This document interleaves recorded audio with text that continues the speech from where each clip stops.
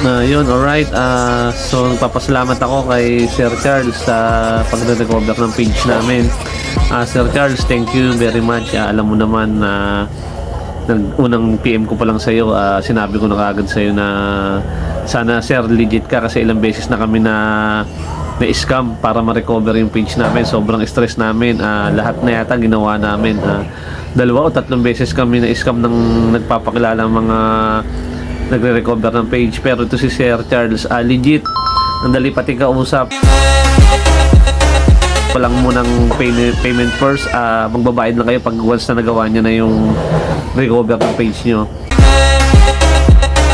Kaya Sir Charles, maraming salamat. Dahil sa'yo wala, yung mga team ko, mga makeup artist, sound system, lahat nung sa team namin sa production, wala, mapipilay talaga kami, pati yung mga pangailangan ng pamilya niya. Kaya Sir Charles, thank you very much. Maraming salamat po.